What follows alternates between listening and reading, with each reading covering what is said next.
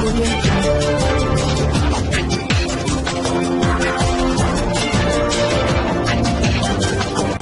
भारत, केवल खबरें और कुछ। नमस्कार, मैं हूं अंजलि। आरपी भारत में आपका स्वागत करती हूं। तो चलिए शुरुआत करते हैं आज की किसी खास खबर से। काटीकुंड प्रखंड के बरतला गांव के सरकारी तालाब में किसी अज्ञात आदमी के द्वारा मंगलवार रात को जहर देने के कारण बुधवार सुबह होते होते तालाब की सारी मछलियां मरकर पानी के ऊपर आ गई। विदितों के इस तालाब को बरतला गांव के जबीर अंसारी, फरीद अंसारी और कदम रसूल ने 1 साल के लिए सरकारी डाक के माध्यम से लिया था। जाबिर अंसारी ने बताया कि तालाब को डाक के माध्यम से हासिल करने के दूसरे दिन ही बरतला गांव के ही कुछूस अंसारी उसके पास आया और उसको धमकी देते हुए कहा कि इस तालाब की मछली आप लोगों को खाने नहीं देंगे, इसका अंजाम बुरा होगा। उसके बाद उन लोगों ने कुछूस की बातों को नजरअंदाज करते हुए मंगलवार को शाम को मछली का चूजा लाकर डाला था। बुधवार को सुबह देखा तो जो छोटी मछली डाली थी वह भी और जो पहले से पुरानी बड़ी मछलियां भी मरकर ऊपर आ गई। जाबिर अंसारी के अनुसार मछलियों के मरने से उसे लगभग 1 लाख रुपए का नुकसान हुआ है। उसके सहयोगी कदम रसूल ने बताया कि इसकी लिखित शिकायत प्रशासन और संबंधित विभाग को दी गई है। काटीकुंड से सुजाता की रिपोर्ट। पोखरा डाक के लिए 10 तारीख को 11 तारीख को मछली मार रहे थे। उसी समय प्रधान और खुद अंसारी दोनों आया पोखरा।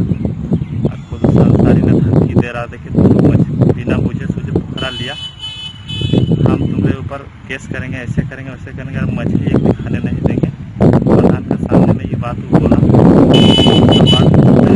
तो कुछ नहीं बोले। तो 14 तारीख को मछली लाने चला गए 4 बजे भोर को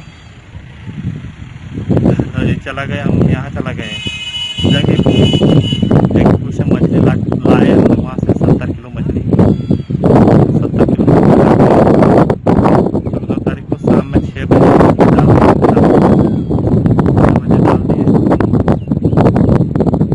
डाल के हम सुबह उठे,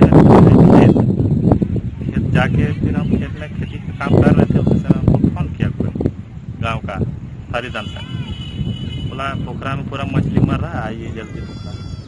फिर हम पोखरा आए, फिर प्रधान को लेके दिखाएं पोखरा, ऐसे ऐसे बात होगी, कैसे करना है। प्रधान को बोला चलो मुखिया के पास, फिर मुखिया को बोला के लाए, सलाह मशवरा किए क्या करना होगा। तो वो लोग पूछ रहा था मुखिया लोग कितना मछली डाले, हम बोले 50 किलो मछली डाले, छोटा 20, और उसके बाद जो पुराना मछली था 1.5 कुंटल। टोटल मछली का हम लोग का लागत मोटा मोटी 1 लाख रुपया का है, ताकि हम लोग का नुकसान हो गया। ये मछली पूरा लाख जहर देने के कारण से पूरा नुकसान हो गया हम लोग का 1 लाख का मछली। देवघर जिला के मधुपुर नगर पालिका में ठोस कचरा अपशिष्ट प्रबंधन योजना के तहत 23 वार्डों की सफाई के लिए 23 वाहन खरीदे गए थे।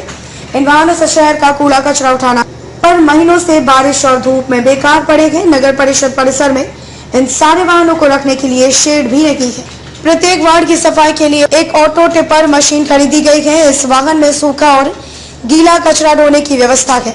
वाहन द्वारा प्रत्येक वार्ड में घर घर जाकर कूड़ा करकट उठाओ व्यवस्था गत जून माह में ही शुरू होने वाली थी, परंतु कोरोना वायरस संक्रमण के कारण मामला अधर में लटक गया। बताया जाता है कि मधुपुर में सॉलिड वेस्ट मैनेजमेंट के तहत 128 करोड़ की राशि स्वीकृत होने के बाद विधिवत बोगैया में सांसद डॉक्टर निशिकांत दुबे ने शिलान्यास भी कर दिया है और हैदराबाद की कंपनी को सॉलिड वेस्ट मैनेजमेंट का काम दिया गया है। वहीं सॉलिड वेस्ट मैनेजमेंट योजना के तहत ही ऑटो टिपर वाहन खरीदे गए हैं। वर्तमान में वाहनों को रखने के लिए शेड की व्यवस्था नहीं है। अब देखना यह है कि धूप और बारिश से बाहर खुले आसमान में पड़े इन वाहनों में जंग ना लग जाए या फिर जल्द ही शेड की व्यवस्था की जाएगी। देवघर से इम्तियाज अंसारी की रिपोर्ट। दुमका जिले में भी कोरोना संक्रमित मरीजों की संख्या में लगातार वृद्धि हो रही है, जिसे देखते हुए जिला प्रशासन पहले से ज्यादा तेज हो गई है।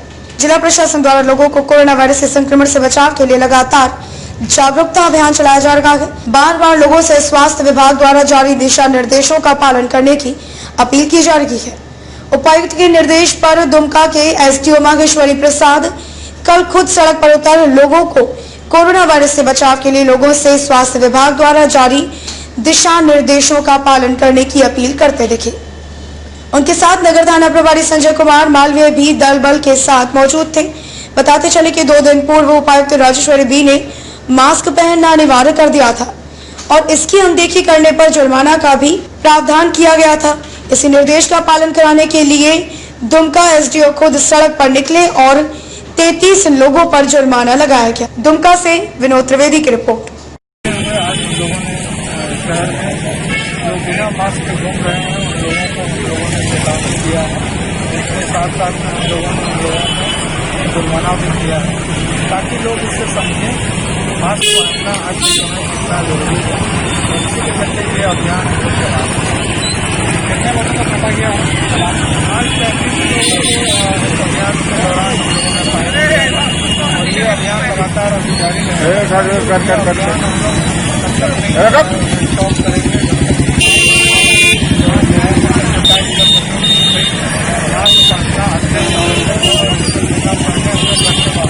आज किस जगह पर किया गया? आज हम लोगों ने टावर चौक पे किया है, उसके बाद गुजारी चौक में किया है और अभी 3 बजे रेल मार्गों पर ट्रेन चलाने के लिए निजी इकाइयों को अनुमति दिए जाने के फैसले के विरोध में बुधवार को भारत की जनवादी नौजवान सभा के बैनर तले विरोध प्रदर्शन किया। अगुवाई झरिया प्रखंड अध्यक्ष नौशाद अंसारी ने किया। भारतीय रेलवे के निजीकरण के खिलाफ सरकार द्वारा चुनिंदा मार्गों पर निजी ट्रेनों को चलाने के लिए निविदाएं आमंत्रित की गई थी, जिसे लेकर युवा भारती की जनवादी नौजवान सभा ने प्रदर्शन किया। नौशाद अंसारी ने कहा कि जब से अगुवाई वाली राजग सरकार 2014 से सत्ता में आई है तभी से कई सार्वजनिक उपक्रम और सरकारी संपत्ति निजीकरण की ओर बढ़ गई है। युवा प्रवक्ता प्रजा पासवान ने कहा कि सरकार रेलवे को एक निजी व्यवसाय में बदलने का प्रयास कर रही है, जबकि आम आदमी के लिए रेलवे यात्रा का सबसे सस्ता साधन है, जिसे सार्वजनिक सेवा के तौर पर ही बने रहना चाहिए। केंद्र सरकार इस फैसले को जल्द ही वापस ले, नहीं तो व्यापक आंदोलन किया जाएगा। मौके पर मुकेश पासवान, सोनू कुमार, विकी कुमार, कुंदन कुमार आदि थे। झरिया से मनोज साव की रिपोर्ट। आज भारत की जनवादी नौजवान सभा DYFI पूरे ऑल इंडिया में आज प्रोटेस्ट डे मना रहे हैं। रेल के अंदर जो निजीकरण का फैसला ये सरकार लिया और रेल मंत्री का जो पिछले दिनों बयान आया कि जो वैकेंसी नौजवानों को जो एग्जाम दिया था, जो परीक्षा दिया था और उसे नौकरी नियोजन मिलने का जो था, उस नियोजन को वो बैक कर गया, वापस ले लिया कि अभी हम नियोजन नहीं देंगे, रोक लगा दिया।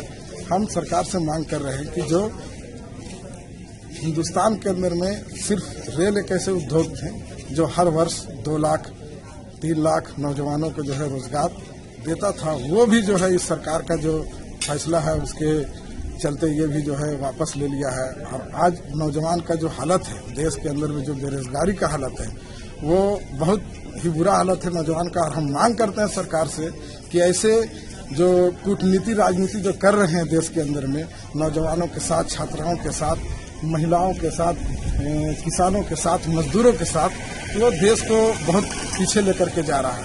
और हम ये भी मांग करते हैं कि जिस तरह लॉकडाउन के परिस्थिति में देश के सरकार ने जो हम लोगों को डिस्टेंसिंग का पालन करने का आदेश दिया, हम लोग डिस्टेंसिंग का पालन कर रहे हैं। और सरकार इस वक्त में जो है लॉकडाउन के वक्त में, ये कोविड-19 के वक्त में ऐसे फैसले नहीं लेना चाहिए था जो देश के आम जनता को, गरीब जनता को, नौजवानों को, छात्रों को जो है नुकसान पहुंचाए। जिस तरह हम लोग लॉकडाउन में जो है घर से बाहर नहीं निकल रहे हैं, हम लोग डिस्टेंसिंग का पालन कर रहे हैं, रोजगार हम लोग काम धंधे में हम लोग नहीं जा रहे हैं, क्या उस समय जो है हम मांग करते हैं कि सरकार ऐसी राजनीति ना करे, कम से कम लॉकडाउन का इंतजार करे, खत्म करे। जो हम लोग को कोरोना का जो हम लोग बीमारी में अभी ग्रस्त है, उससे पहले हम जीते, उसके बाद सरकार जो नीतियां लाए ताकि देश का जनता, नौजवान, छात्र जो है देखे कि सरकार मेरे हित में काम कर रहा है तो ठीक है, नहीं करे तो वो प्रोटेस्ट करने का अधिकार रहे। क्या नाम है? आपकी बातों को नहीं माना गया तो फिर आप लोग आगे क्या करें? आगे हम लोग को 6 अगस्त 2020 को DRM ऑफिस धनबाद में हम लोगों का कार्यक्रम है। हम लोग वहां पर जो है मांग पत्र देंगे DRM ऑफिस में, DRM प्रबंधक को, और हम मांग करेंगे कि रेल में जो अभी नई वैकेंसी पर जो रोक लगाई है उस फैसले को वो वापस ले और ज्यादा से ज्यादा रेल में जो है नौजवानों को रोजगार दे। क्या नाम है आपका? मोहम्मद नौशाद अंसारी, DYFI धनबाद संयुक्त सचिव।